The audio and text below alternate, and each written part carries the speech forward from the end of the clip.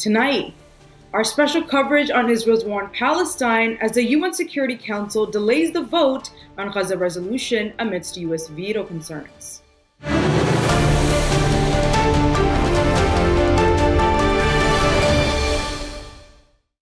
Assalamu alaikum and good evening. This is Muslim News Canada on Muslim Network TV. I'm Aisha Ashraf. Today is the 73rd day since Israel started its indiscriminate war on Palestinians.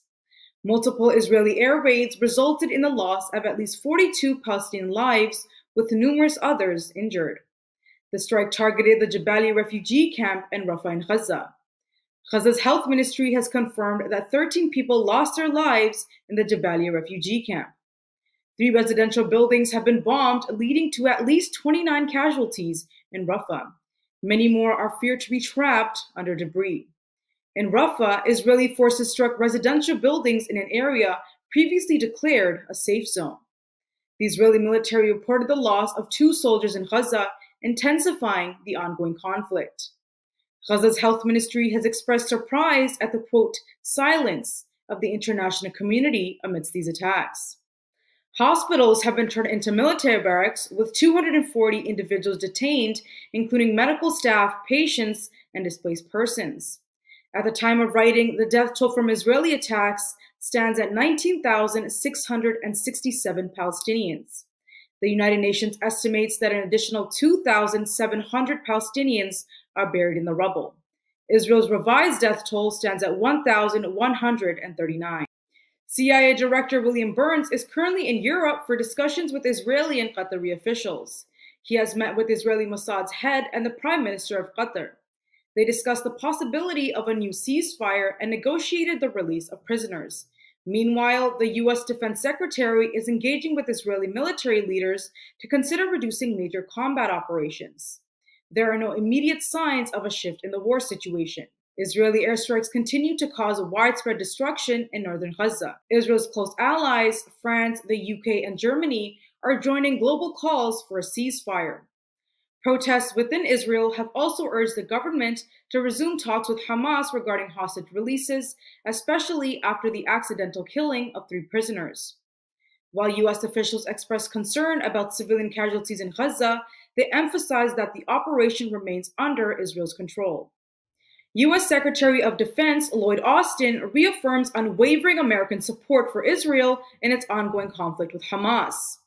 Austin emphasizes the enduring bond with Israel after meeting with Israeli Defense Minister Yoav Gallant in Tel Aviv. He, however, urged Israel to take greater measures to safeguard civilians caught in the crossfire. He also discussed transitioning to a lower intensity conflict phase. The U.S. has maintained its support for Israel, but voiced concerns over, quote, indiscriminate bombing. This visit coincided with growing international concern over civilian casualties and a worsening humanitarian crisis. Yoav Gallant has hinted at a gradual shift in operations, allowing displaced residents to return to northern Gaza. Human Rights Watch has accused Israel of using starvation as a method of warfare by blocking essential supplies to Gaza. The conflict has claimed thousands of lives and displaced 80% of Gaza's population. Despite advocating for more aid to Gaza, the U.S. faces increasing isolation on its stance. The UN Security Council delays to vote on an Arab-backed resolution calling for an immediate halt to hostilities in Gaza. The vote was postponed until Tuesday to avoid a potential U.S. veto. The resolution aims to facilitate the delivery of crucial aid to the besieged Gaza Strip, where a humanitarian crisis is worsening. Human Rights Watch has accused Israel of intentionally blocking the delivery of essential supplies, labeling it a war crime. Recent reports reveal that over half of Gaza's households are facing severe hunger. The draft resolution calls for a, quote, urgent and sustainable cessation of hostilities to enable humanitarian access. However, this wording may be softened to satisfy the U.S. The Security Council's previous resolution for a Gaza ceasefire was vetoed by the U.S., while a General Assembly approved a similar resolution. Security Council resolutions are legally binding, but their enforcement varies. The current draft acknowledges the dire situations in Gaza and emphasizes the protection of civilians and vital infrastructure. Several Toronto restaurants are demanding an explanation from Uber Eats after the food delivery app categorized them as Israeli over the weekend. Levant Pizza, a Palestinian Lebanese pizzeria, discovered that it appeared in search results for Israeli but not Palestinian, despite intentionally listing as Palestinian. Middle Eastern restaurants in the Greater Toronto area, including Palestinian, Lebanese, Iraqi, and Afghan eateries, were placed under the Israeli categorization. This mislabeling caused distress to restaurant owners like Costa Warwar, who felt their identity was being misrepresented. Uber Eats initially responded, acknowledging the complaint, and said a specialized team has been set up for investigation. The eatery clarified that the categorization was unintentional and pledged to prevent such incidents in the future. They will now only display restaurants with exact matching terms in their names. Lebanese-Canadian activist Hamza Diab Farhat exposed the issue on TikTok, highlighting its global scope. While many have called for boycotts, others like Farhat seek a resolution, demanding a public apology, a Palestinian category on the app, and good faith agreements with Arabic restaurants. Costa Warwar and other restaurant owners hope for the issue to be resolved swiftly, emphasizing the importance of persevering their cultural identity through food. A 51-year-old Georgia middle school teacher, Benjamin Reese, has been arrested and charged with making terroristic threats and cruelty to children.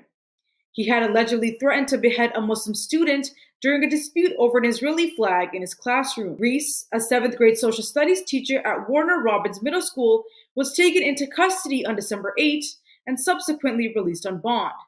However, bond conditions prohibit him from returning to the school or contacting the student he threatened. According to reports, the conflict arose when the student expressed offense at the Israeli flag in the wake of Israel's war on Palestinians. Witnesses, including staff, claimed to have heard Reese use explicit language and make violent threats against the student. Surveillance video captured the incident, although it lacked audio. The school district has confirmed that Reese has not returned to the school since December 7th. The district attorney plans to seek an indictment from a grand jury in the coming month. Thank you for watching.